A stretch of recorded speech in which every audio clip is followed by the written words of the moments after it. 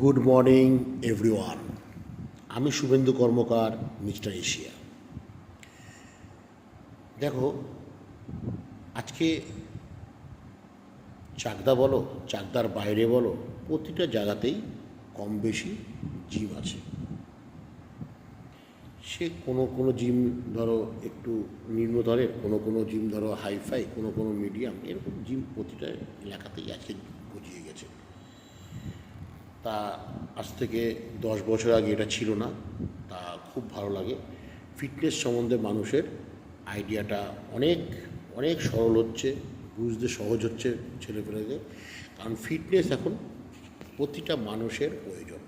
সে টেলিভিশনেই বলো আর ভ্যারাইটি জায়গাতেই বলো, এখন প্রচারের মাধ্যমেই বলো, ফেসবুক বলো, ইনস্টাগ্রাম বলো, টেলিভিশন বলো, সবেতেই এখন ফিটনেস সম্বন্ধে অনেক কিছু আমরা নেট খুললেই জানতে পারি। তা মূল কথা হচ্ছে, জিম, প্রত্যেকটা জিমই ভালো, কোনো জিম খারাপ না। কোনো ব্যক্তি যদি বলে না ওর জিমটা খারাপ, এই জিমটা খারাপ, না, প্রতিটা জিম ভালো, প্রতিটা মেশিনই ভালো। কোনোটা কোম্পানির মেশিন হোক আর কোনোটা নর্মাল মেশিন হোক। তা সত্যি কথা বলতে, জিমে আমরা যাই সুস্থ থাকার জন্য, জিমে আমরা যাই না অসুস্থ থাকার জন্য।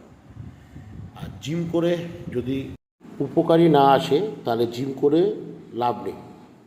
দেখো, কিছু কিছু ব্যক্তি আছে তারা জিমে যায় সময় কাটানোর জন্য, আবার কিছু ব্যক্তি আছে জিমে যায় ফিট থাকার জন্য, আবার কিছু কিছু ব্যক্তি আছে জিমে যায় তারা বডি বিল্ডিং করবে, এই জন্য যায় অনেকে। এক একজনের এক এক রকম ব্যাপার, কিন্তু সবই কিন্তু ডায়েট যদি ঠিকঠাক না করা হয় তার কোনো রেজাল্ট পাওয়া যায় না। ঠিক আছে। আবার আবার অনেক অনেক ব্যক্তি আছে বলে, দেখবে পাড়ার দাদা আছে, কাকিমা আছে, জেঠু আছে, দাদু আছে, জিম করে কোনো লাভ নেই।